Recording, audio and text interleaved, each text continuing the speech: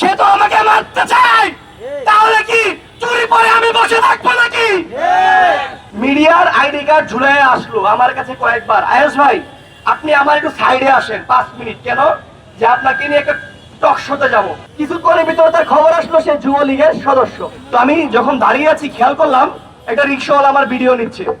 তো আমার এটা খেয়াল মানে আমি পরে খেয়াল করলাম, আমার একজন চাচা এসে বললো, বাবা তোমার ভিডিওটা এই রিক্সাওয়ালা করছে, এর রিক্সাওয়ালা মনে হয় না, তুমি ওর ফোনটা দেখো।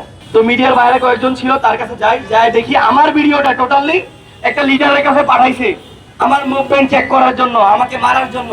অথচ তার 2 দিন আগে আমাকে হত্যার হুমকি দেওয়া হয়েছে।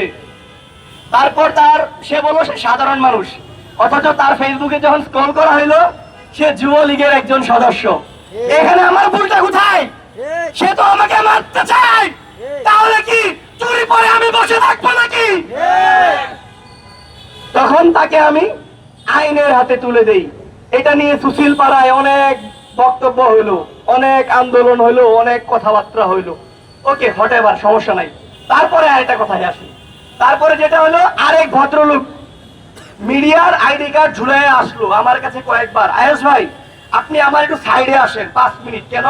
যে আপনাকে নিয়ে একটা টক শোতে যাবো, আপনার সাথে কথা আছে। আমি লোকটাকে সন্দেহপূর্ণ মনে করলাম। এই লোকটার ছবিটা আমাদের একটা গ্রুপ আছে সারা বাংলাদেশে, ওইখানে পাঠাইলাম যে এই লোকটা কোন জেলার হইতে পারে। কিছুক্ষণের ভিতরে তার খবর আসলো সে যুবলীগের সদস্য। তার তথ্য প্রমাণ, তার প্রোফাইল আমার কাছে চলে আসলো। আমি সরাসরি মিডিয়াতে এটা দিয়ে দিলাম।